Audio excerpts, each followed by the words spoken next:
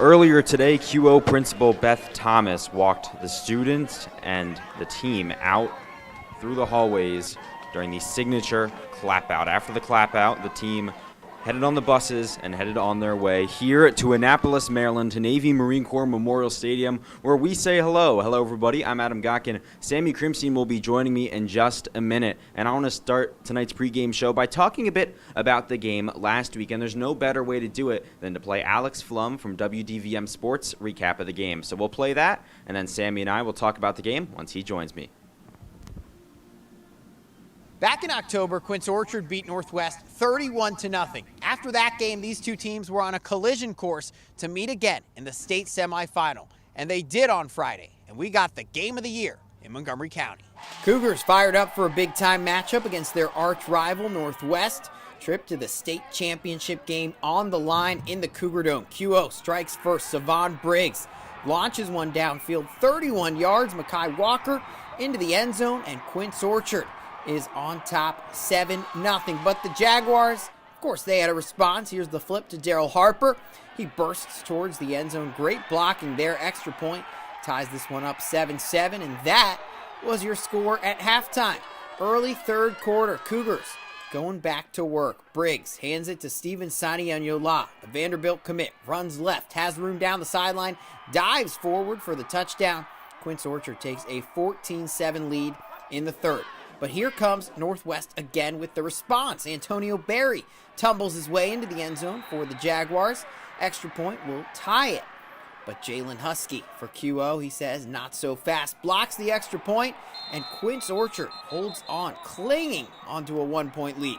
Jags defense ready to make a play. Briggs throws. What a grab by Harper here on the defensive side. Northwest takes over possession with the interception. But in the fourth quarter now, Jags still down one. Give it to Barry again, and he is off, sprinting past the defense for a huge run to put Northwest deep into the red zone, knocking on the door. Noah Vick tries a field goal for the lead. This one, no good. Northwest still down by one. Later, 39-yard field goal attempt. That one for Northwest is short also. One last chance, final minute. Fourth and long. Darius Lorfils in for a banged-up Patrick Doyle. His throw, incomplete. Quince Orchard hangs on 14-13, and Coach Kelly, tell them where they're going. And now we're going state champion!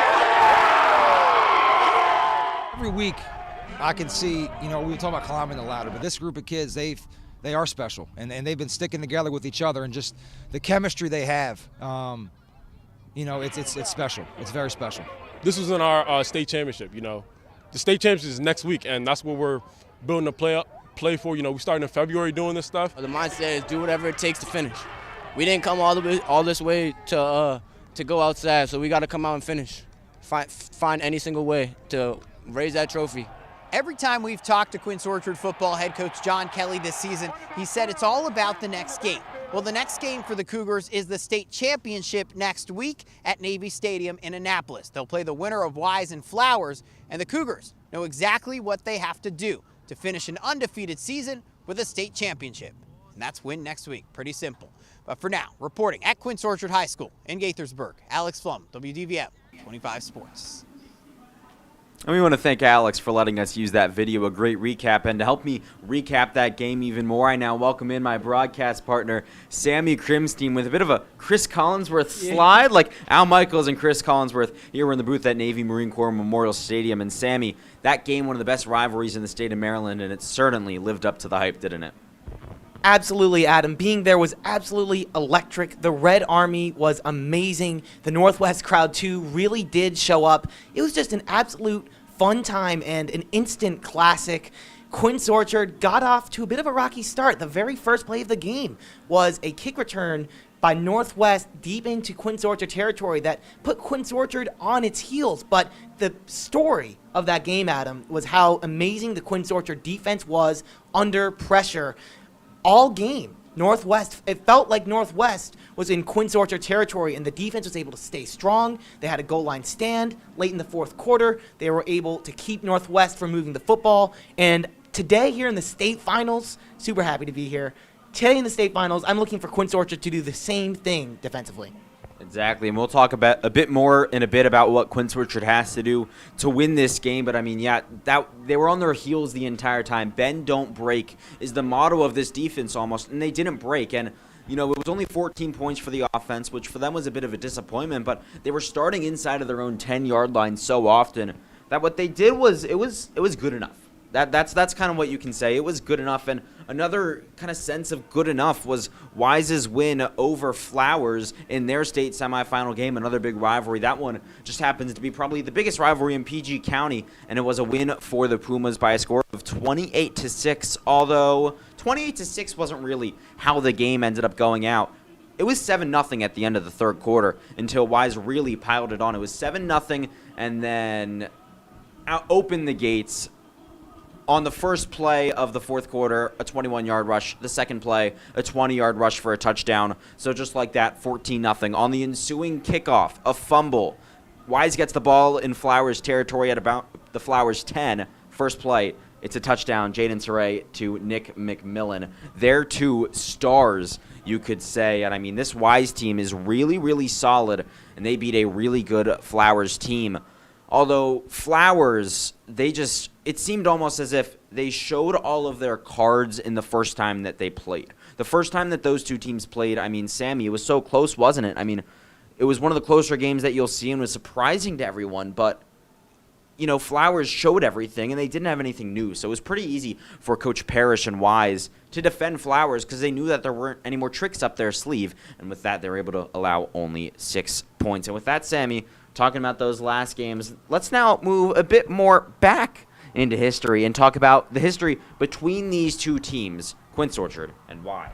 Well, yeah, when Quince Orchard and Wise are playing, it is a high-stakes game. 3 of the games that they have played have been in the state finals, just like tonight, and the other one was a state semifinal game back in 2012, Wise beating QO. And in the 3 times they played, 2012, 2016, 2017, in the state championship, Wise has had the upper hand. But in 2018, Quince Orchard beat Wise in the state semifinal game, a huge win and a surprising win for a Wise team that has just been pure dominance over the past 6 years. They have lost 1 game, Adam.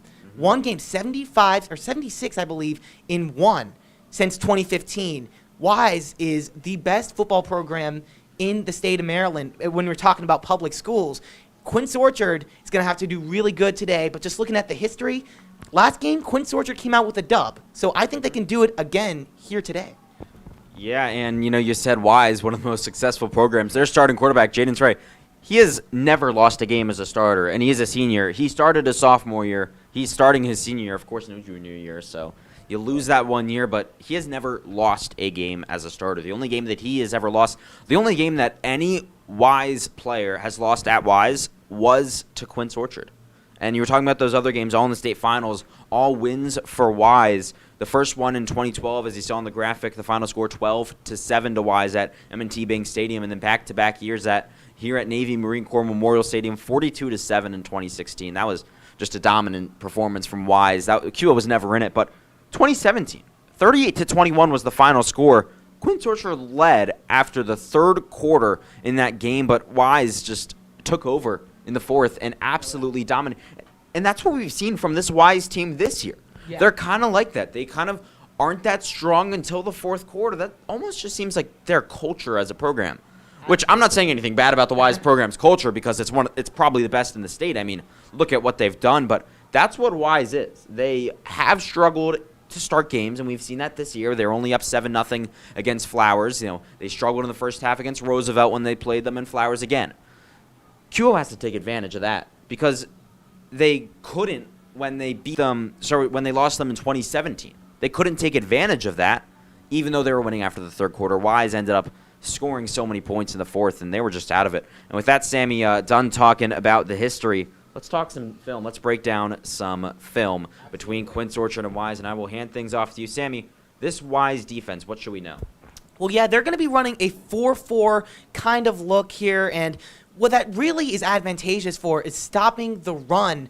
They're going to have a lot of guys in the box, and they're going to be able to stop the run just like you've seen some of those plays. But where they're weak, like on that play right there, is to the outside. If Quince Orchard can get some of their athletes, which they have plenty of, Donovan Brown, Mekhi Walker, Iverson Howard, they have athletes all over the place. If they could get those athletes to the side, you have more guys in the box. That's where I think Quince Orchard can find success offensively.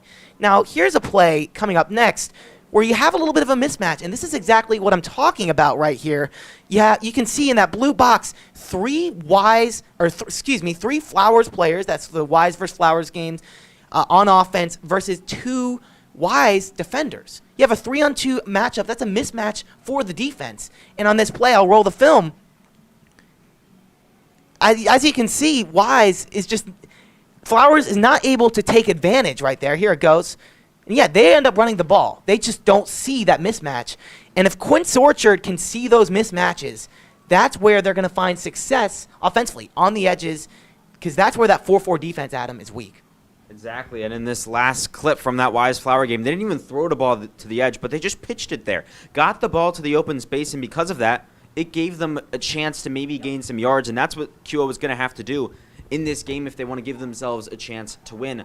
Let's look at the QO offense and what they did last week against Northwest, facing some of these kind of similar situations. You see here, Northwest kind of packing the box. They've got, I think, 9 defenders here in the tackle box where the offensive tackles are. And so what did QO do in this play when they see a bit of a mismatch? They're just going to decide to run up the middle with Mekhi Walker, and there's just nothing there. There's nothing that they could do about that. So we'll see it here. Northwest, once again, stacking the box. I think it's 8 guys in the box here. QO has a couple guys on the edge. They have a mismatch. It's a 2-on-1. So what do? Let's see as the film rolls on. They don't even throw it to that side to one of the receivers. They get Mekhi Walker into space, and because of that, it's an easy first down. He has room in front of him, as we'll see this again here on this play. Northwest stacking the box. They have 9 guys here at the line. 8 guys here at the line of scrimmage. So behind that, there's really nothing. And you'll see they actually drop back on this play. So it's not all them rushing. They drop back into coverage.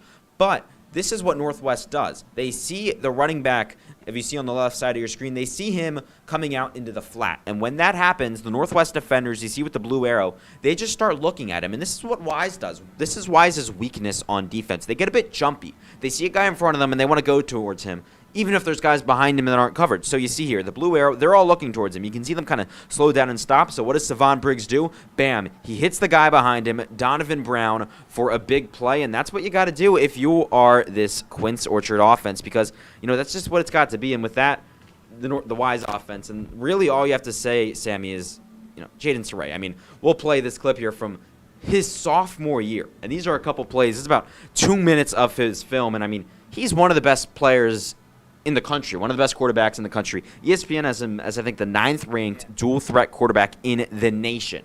He is that good. You see his speed here. As you see this film, you're probably like, oh, he's like Lamar Jackson. He's just going to run the ball. He's just going to run the ball. But no, he can throw the ball just as good as he can run it. It is so impressive, and I mean, Sammy, he's going to be hard to stop, isn't he? He really is hard to stop. He can do it all. He has the wheels, like you were saying, if we're talking NFL comparisons, think Lamar Jackson, but he has really nice touch on deep throws, and it gives this Wise offense this unpredictability because they have so many tricks up their sleeve. They can throw the ball downfield with ease. They can do it very successfully, but they can also run the ball with their quarterbacks and get the ball to their weapons. A lot of that has to do with Jaden Saray, but also his weapon, Nick McMillan. Nick McMillan is committed to Buffalo. He is a star wideout for Wise, and he's going to have a huge impact on this game. Quince Orchard defensively has to make sure that can't happen because that duo between Saray and McMillan, it's dangerous.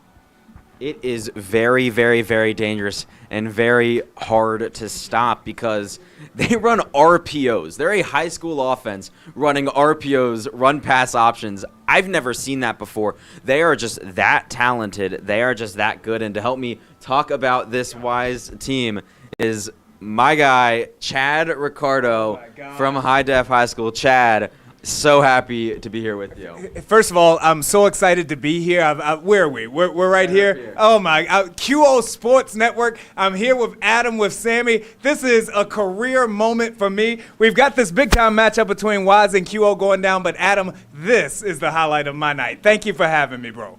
Well, so happy to have you. And, of course, Sammy and I, we know a lot about QO. Sammy, back there, you know a lot about Wise. You've been with Wise this year, and you know their quarterback, Jaden Trey. I mean, just tell me about him as a player and then what makes him so special. Sure. And for the QO Nation out there, the Red Army Nation, I know a lot about QO as well. I love QO. Adam will throw me under the bus. I can't ever come back to you all's games anymore. That's how he does. But Jaden Trey, not only this year with the Wise Pumas, but I've had an opportunity to cover Jaden since he was in the 7th grade, Adam. He is, as good as he is on the football field, he's an equally great young man. I feel the need to say that. But when we talk about the breakdown of his game, it really starts with his cerebral aspect. You talked about the way that they run RPO. They run RPO with the jet sweep coming directly off of it. What they're going to try to do to you all tonight is they're going to run the ball with Dadrian Carter-Williams and force your safety to come down. Then he's going to try to hit it over the top. But at the end of the day, equally dangerous with his legs as he is with his arm. Jaden Soraya, cerebral quarterback, he's going to try to get it done for the Pumas.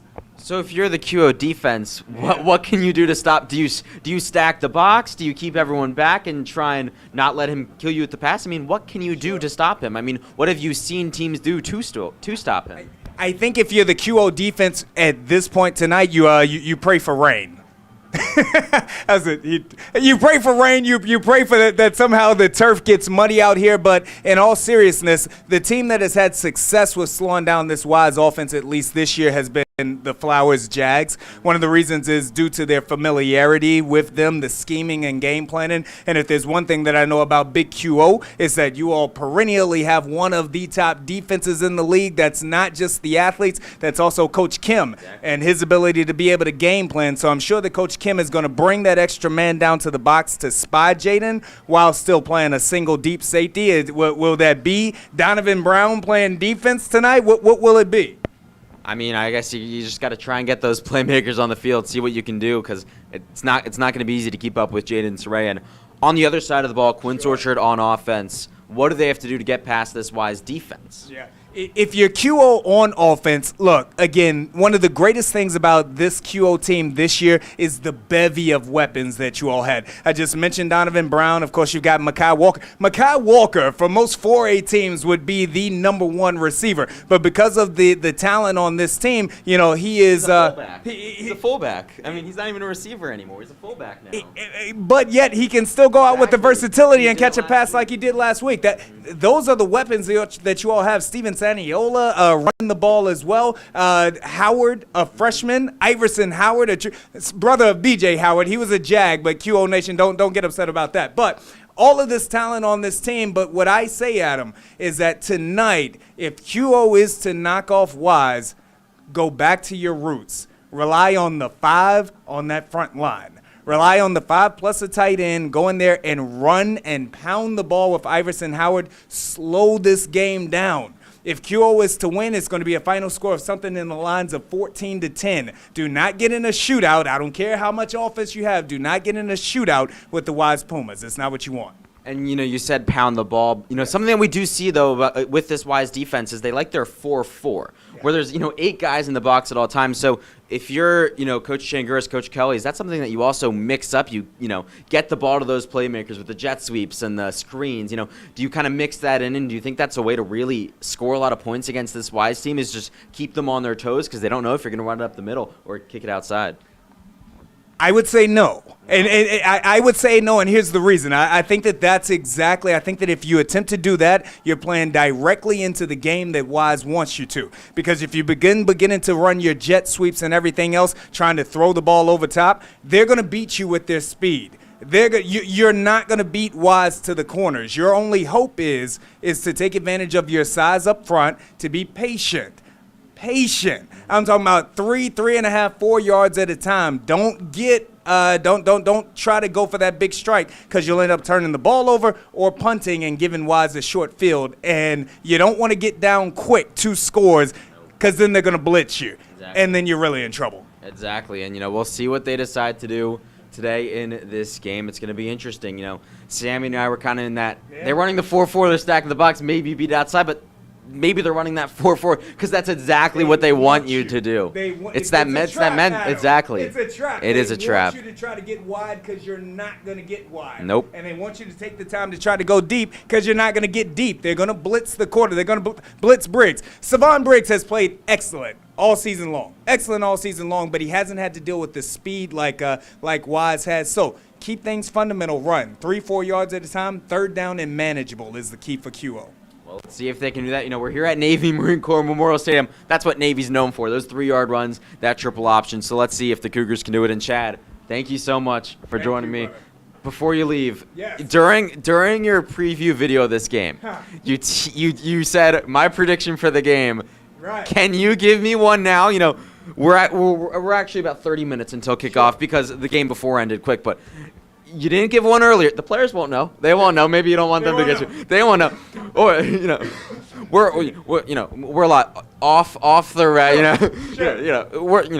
don't pay attention. No one's listening. Just you and I. Can you give me a prediction? Yeah. You know what? I with all due respect to being here on QO Sports Network, not Wise or anything else, and not biased either. QO's going to come out there, going to play strong at them again. If Coach Kelly, because I love Coach John Kelly, one of my favorite coaches of all time, love him, love these student athletes. They have to stay patient, 3 to 4 yards at a time. If they do that, punt the ball, play complementary football, offense, defense, and special teams, QO can win this game by a final score of 14-13. Do you think that's what's going to happen? If they don't, Adam, Yeah. if they don't, and they come out and try to put their foot on the gas, then what will happen is Wise will go up early by 2 scores, and they'll go up 14-0. And when that happens, then they will begin bringing the house on defense, blitzing young Savon Briggs, who's very talented, but they'll bring the pressure, they'll bring the heat, and it'll be a track meet, and that's not what QO wants. Yeah, interesting to see if that happens because this is a Wise team that has struggled a bit early on in games. So I guess let's see what could happen. And Chad, thank you so much for joining me. High Def High School tomorrow, ABC 7. 11:30 on ABC 7, week in and week out. And follow us all on social media while you're at it. Follow us all. Sammy's going to start getting spicy on social media. Sloppy Sammy is what they call it. Yeah. All right, with that, thank you so much, and I'll bring Sammy back in here if we can get. It's a very small press box. If you see here, there's barely room for 2 of us, so we got to get Chad back behind the camera and somehow find a way to get Sammy back in front. But when we get Sammy back, Sammy, All right. Before we get to your keys to the game, just the other state title games that we've got 3 tomorrow at 12 p.m. in the 2A, 1A Dunbar against South Carroll. 3:30 p.m. You got the 1A matchup between Fort Hill and Mountain Ridge. 2 Cumberland teams coming here to Annapolis. A long drive, but that's going to be a great game. And then 7 p.m. the 3A matchup between Ligonor and Northern. Before this game at about 4:30 start time, that's the reason we're actually starting this game late. That one didn't end until late. It was Milford Mill versus Douglas, and Douglas won, beat Milford Mill by 15. That was a great game. Yeah. And last night, Mervo won their state title. And so with that, Sammy, the other games, I want to now have you give me your keys to a Quince Orchard victory. All right, so I have 3 keys today to Quince Orchard victory. You can see them on the screen right now. Number 1, offensive line. Quince Orchard, and Chad was saying it, they have to win up front offensively. That's going to be huge. Last week, they did let the Northwest defensive line get the best of them at moments, and it made it very difficult to run the football and even in spots to get the ball to their weapons. And that's what this Quince Orchard offense is built on. Running the football most of the time and then getting the weapons for the big plays. But if your offensive line is not winning battles up front, it becomes very difficult to do that. So I'm really looking for them today to win battles up front. They have the size and the athleticism up there to be able to do it. All right. If you want to add anything, Adam? Let's get these back up here for you. Oh, wait. And there we go. There we go. That's well produced. It was a 2-man crew. Decent. I'll say decent produced from. There we go. Yeah. All right.